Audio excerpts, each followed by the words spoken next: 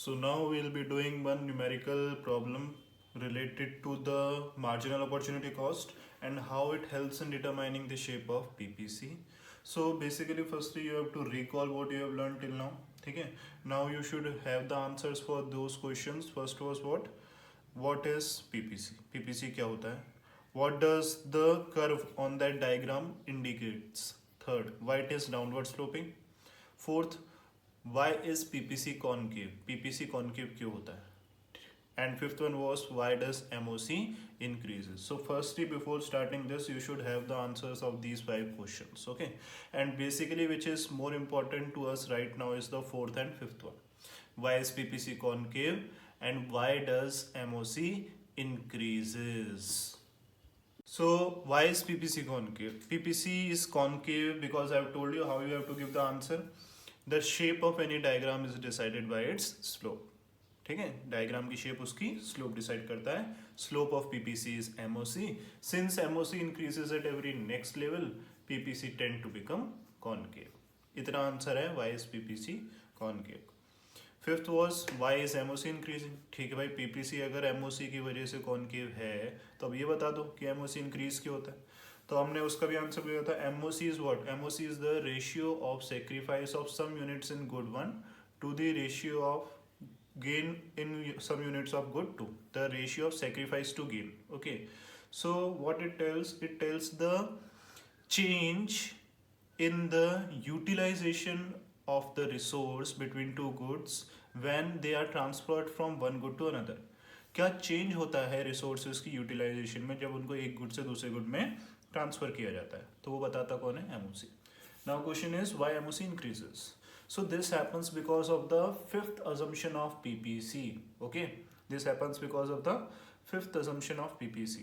ये fifth assumption की वजह से होता है because resources are not equally efficient in production of all the goods. Resources दोनों ही गुड की प्रोडक्शन में equally efficient नहीं है.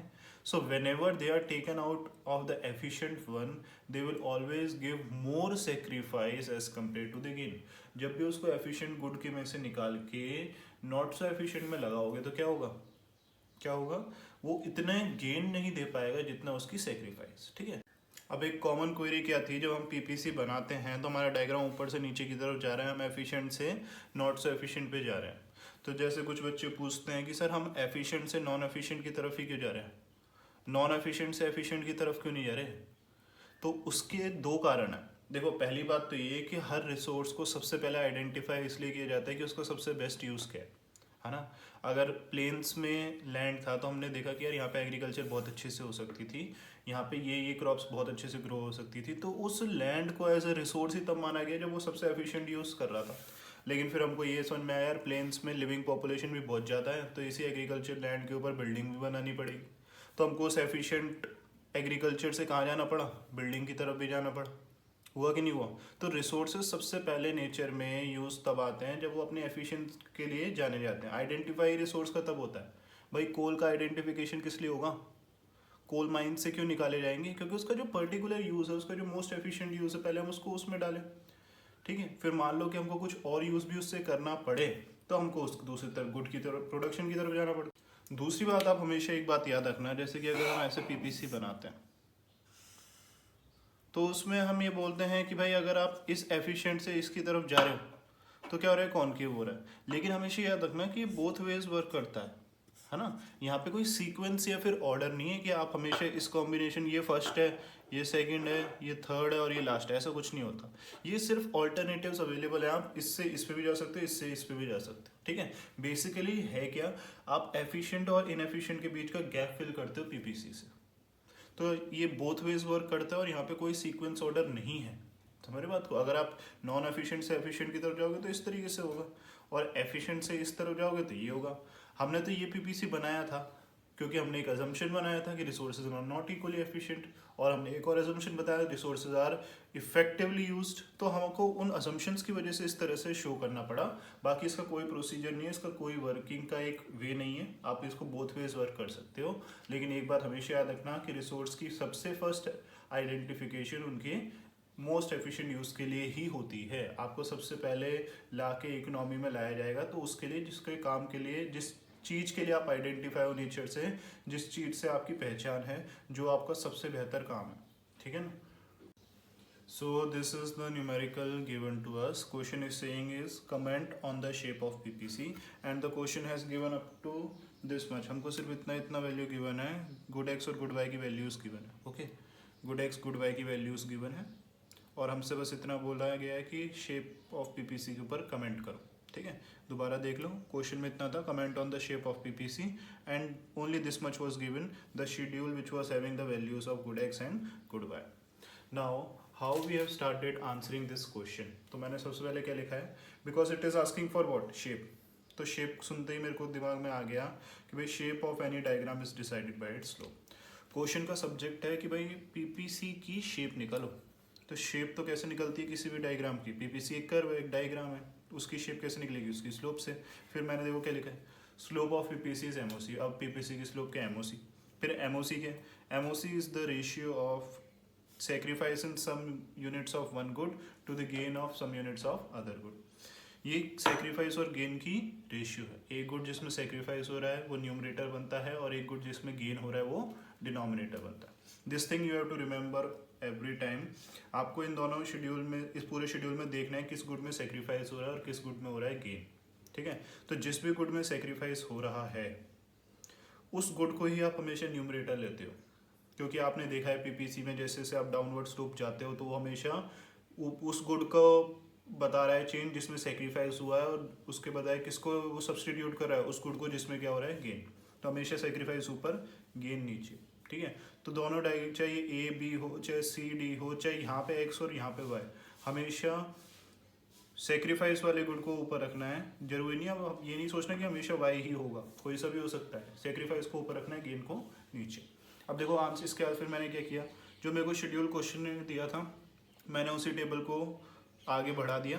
बट आपको अपने आंसर में टेबल अलग से बनानी है, क्योंकि आप क्वेश्चंस को ओवरराइट नहीं कर सकते हो। यहाँ पे स्पेस कम होने की वजह से मैंने उस स्पेस को यूज़ किया है। तो आपको एमओसी फाइंड करने के लिए change in Y, change in X, del Y, del X, delta Y, del X find करना पड़ेगा। तो डेल वाई हमने पहले फाइंड किया। देखो पहले कितने लेवल से चेंज होके आया नहीं पता था तो डैश डाल दिया।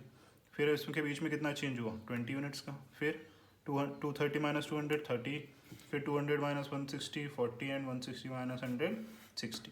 तो सिर्फ चेंज लिखना है, प्लस माइनस नहीं लिखना, क्योंकि चेंज बोथ वेज वर्क करता है। ऐसे आ जाओ एक्स में, पहले कितना चेंज हो गया है पता नहीं, अब देखो कितना चेंज है, 10 और 20 में 10, 20 और 30 में 10, 40 और 30 में 10। समझ रहे बात को।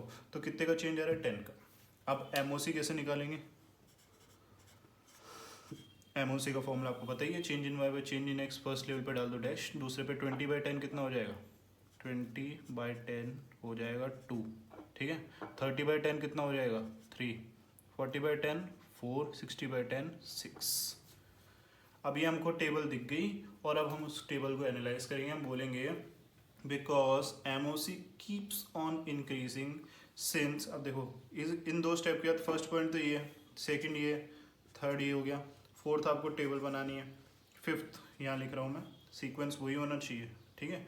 फिफ्थ क्या बोल रहा हूँ, since MOC increases at every next level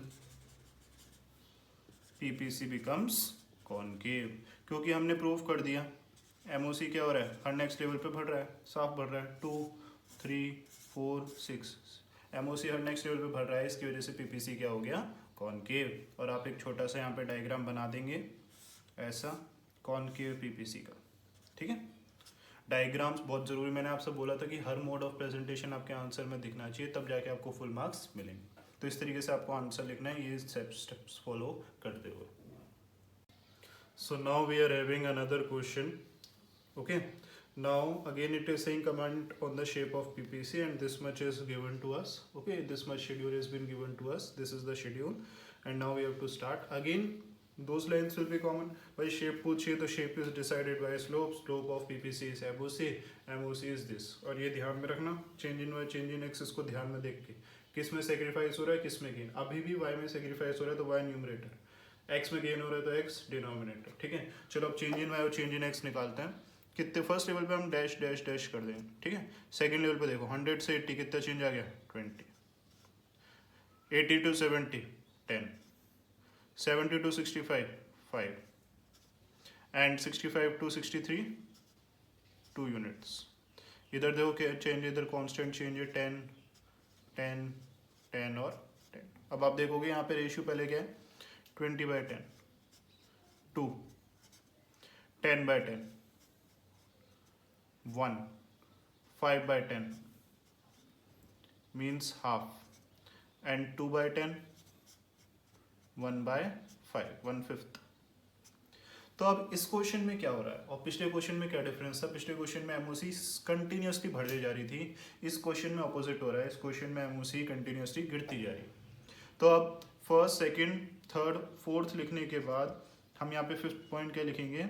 since MOC keeps on falling or decreasing, the shape of shape of PPC will be just opposite, convex। very very important, convex shape हो जाएगी PPC की। convex shape कैसी होती है?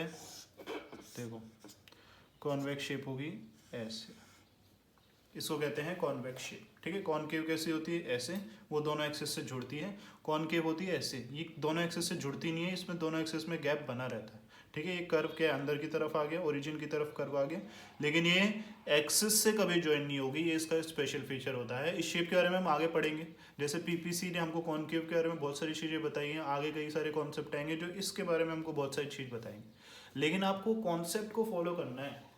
मैं आपको अभी concept समझाना चाहता हूँ कि भाई जब भी किसी डायग्राम की शेप पे कमेंट कर रहे हैं तो उसकी स्लोप को ध्यान में रखते हैं। अगर स्लोप हर नेक्स्ट लेवल पे बढ़े तो वो डायग्राम क्या हो जाएगा? कॉनकेव। अगर स्लोप हर नेक्स्ट लेवल पे गिरे तो वो डायग्राम क्या हो जाएगा? कॉन्वेक्स। तो इस बात को दिमाग में बिल्कुल लॉक कर लो कि जब भी किसी डायग्राम की शेप निकालेंगे, किससे निकालेंगे? उसकी स्लोप से। अगर स्लोप हर नेक्स्ट लेवल पे कंटिन्यूसली बढ़ रही है तो क्या होगा? क्या होगा? कॉनकेव हो जाएगा। और अगर हर नेक्स्ट लेवल पे वो गिर रही है तो क्या हो जाएगा? Convex. This special shape is convex. लेकिन आप पहली बार बनाएंगे, इसलिए मैं आपको सिर्फ एक इसके बारे में बात बता रहा हूँ कि don't touch it with any axes, maintain a gap between both the axes. Curve बनाते हुए इसको गैप बनाए रखना है। This is convex shape. So इस तरीके का न्यूमेरिकल आपसे तीन तरह की बातें पूछ सकता है। जैसे फर्स्ट क्वेश्चन हमने कर लिया, सेकंड क्वेश्चन कर लिया। तीसरे क्वेश्चन में क्या होगा? जो भी आपको यहाँ पे वैल्यूज शेड्यूल गिवन होगा उसमें चेंज इन वाई और चेंज इन एक्स का गैप कांस्टेंट आएगा, ठीक है। कैसा आएगा? कांस्टेंट आएगा। जैसे यहाँ पे होगा 100 90 80 70 60, मतलब जब भी हम चेंज इन वाई निकालेंगे तो ये अलग अलग वैल्यू की वजह, जैसे इसमें कांस्टेंट वैल्यू है ऐसे इसमें कांस्टेंट आएगी। 20 20 20 20 30 30 30 30 40 40 40 40 50, मतलब कोई सी भी एक वैल्यू कॉन्स्टेंटली आएगी, इसमें भी कांस्टेंट होगा। और जब एमओसी निकालेंगे तो क्या होगा? फिर एक ही वैल्यू आएगी। अगर यहाँ पे 40 40 40 40 है, यहाँ पे 10 10 10 10 है तो क्या आएगा? 4 4 4 4 4। अगर ऐसी एमओसी आए या फिर मान लो एमओसी कांस्टेंट हो जाए, अगर एमओसी क्या हो जाए? हर नेक्स्ट लेवल पे कांस्टेंट, ना ही बढ़ रही है ना ही घट रही है, कांस्टेंट हो गई, तो पीपीसी उस वक्त हो जाता है स्ट्रेट लाइन। समझ रहे बात को? उस वक्त पीपीसी क्या हो जाएगा? Straight line. तो तीन तरह की शेप बनती है, कॉनकेव, कॉन्वेक्स और स्ट्रेट लाइन। अगर स्लोप हर नेक्स्ट लेवल पे बढ़े तो कॉनकेव, अगर स्लोप हर नेक्स्ट लेवल पे गिरे तो कॉन्वेक्स, और अगर स्लोप हर नेक्स्ट लेवल पे हो जाए कांस्टेंट, ये वैल्यू शेड्यूल से फाइंड आउट करने का हर नेक्स्ट लेवल पे क्या होगी? कांस्टेंट होगी, तो वो भी कांस्टेंट हो जाएगा। It will become a straight line sloping down. तो this you have to remember, and now you have to solve some questions like this I have solved, and then you will comment on the shape according to your finding। आपको कुछ question दूंगा और आपको comment करना है उनकी shape पे इस तरह से फाइंड करने के बाद और उनके आंसर लिखने हैं।